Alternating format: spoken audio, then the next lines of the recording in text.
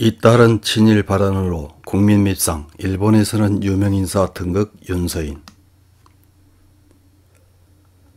만화가 윤서인이 독립운동가 후손들을 비하하는 발언으로 많은 이들의 공분을 산 데 이어서 광복 회원들로부터 2억 4,900만원 상당의 위자료 소송을 당했지만 아랑곳하지 않습니다. 이번에는 일본 순사보다 더 잔혹무도한 3.1운동 주체자들이라는 글을 페이스북에 올려서 역시 공분을 삽니다. 이런 윤서인의 활약을 드디어 일본에서도 인정하는 보도가 나옵니다. 지난 3월 2일 와우코리아라는 매체에서는 한국 반일의 성역에 도전하는 유명 시사 만화가 윤서인은 이라는 제목의 기사로 윤서인을 일본인들에게 소개했습니다. 어떤 내용의 기사인지 요약해서 확인해 보겠습니다. 111년 전 1910년부터 정식적으로 시작된 일본의 한반도 통치, 그로부터 9년 후인 1919년 3월 1일 한반도에서는 일본에 대한 독립운동인 3.1운동이 발발했다. 이 운동은 만세사건이라고 했다. 멸망한 한국의 국기, 태극기를 흔들며 대한독립 만세라고 외치는 것이었기 때문이다. 이 사건은 나중에 대한민국 임시정부의 성립에 큰 영향을 미쳐 한국의 헌법에도 3.1운동으로 건립된 대한민국 임시정부의 법통을 계승하고 있다고 명기되어 있다. 이 3.1운동은 주로 만주에서 벌어졌던 무장 독립투쟁과는 크게 다른 점이 있었다. 비폭력 저항을 메인으로 한 것이다. 대일본 제국의 관원에 대한 폭력을 행사하지 않고 비폭력을 그 운동 방법으로 삼고 있었다. 당시 대영 제국으로부터의 인도 독립운동을 전개했던 간디의 사상에 영향을 받은 것으로 여겨진다. 한국 유교의 세계관을 바탕으로 일본에 대해 느끼는 서열적인 우위와 함께 이 비폭력 저항은 일본의 통치로부터 독립한 한국이 전직 통치자에 대해 느끼는 도덕적 우위의 근거가 되었다. 즉 3.1운동은 반일의 성역이 되고 있는 셈이다. 어제 3.1절 기념식에 문재인 대통령이 참석해 연설을 했는데 일본에 대한 언급은 과거와는 상당히 다른 텐션이 되어 화제가 되고 있다.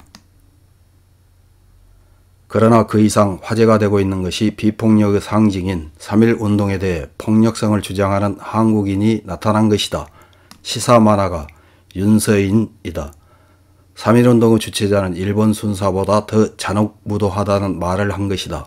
윤 씨는 이를 자신의 SNS에서 3.1운동 2주년 기념행사의 준비에 관련된 100년 전의 문서를 소개했다.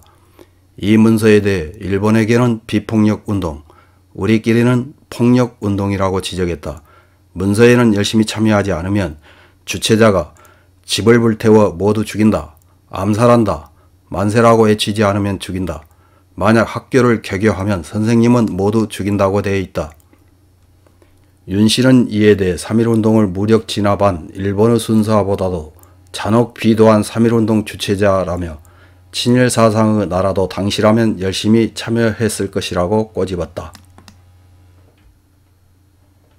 3.1운동의 비폭력성을 배우고 자랑해온 보통의 한국인이라면 이 문서의 내용이 3.1운동 데이터베이스로 공개된 당시의 문서인 것에 충격을 받을 것이다. 반도 통치기의 일본을 칭찬하지는 않아도 잔혹한 통치를 부정하는 것만으로 매국노 취급이 되는 한국. 게다가 그가 이번에 언급한 것은 그 성역이 되는 3.1운동의 비폭력의 전설이다. 전부터 일본에 대해 친일 성향을 보여온 그이지만 이번에 마침내 반일 성역에 도전하는 형태가 되었다.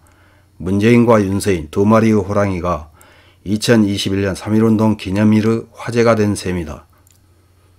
이런 기사를 읽은 일본 네티즌들은 어떤 댓글을 달았는지 몇 개 확인해보고 마치겠습니다.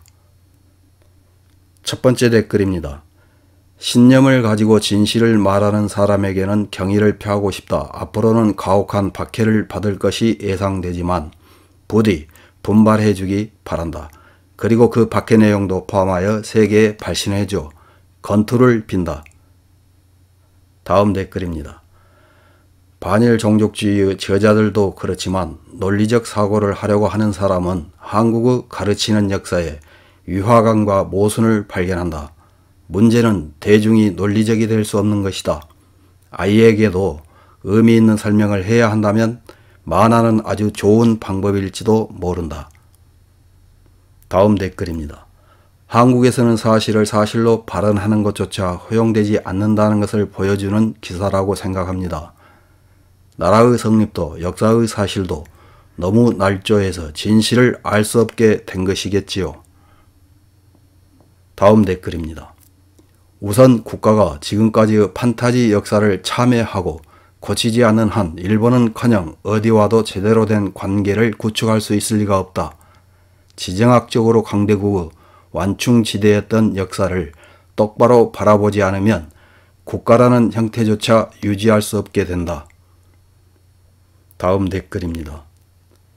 이것은 한국 언론의 자유 문제이다. 일본과 결부시켜 언론을 봉쇄해온 한국 사회에 분노하고 있을 뿐 솔직히 일본은 관계없다. 일본도 요즘 자익 광기적인 공격으로 언론의 자유를 위협받고 있지만. 다음 댓글입니다. 반일의 성역이라고 하는 데서 그야말로 한국의 매스미디어도 공정성을 잃고 있다. 국민에게 얼마나 민주적 실제 데이터로서 증거에 근거하여 주장하는 것이 중요하다는 것을 교육하고 있는가. 다음 댓글입니다. 정의는 거짓말을 하지만 사료는 거짓말을 하지 않는다. 변조되었다고 해도 그로 인해 당시의 진실을 밝힌다. 한중에게 역사는 정치이지 학문이 아니다. 그것을 국제사회도 눈치채기 시작했다. 위안부 강제성에 대해서 강제가 없었던 것을 나타내는 동시대의 사료는 많다. 강제라면 이후 증언은 많지만 동시대의 사료는 적다. 이상입니다.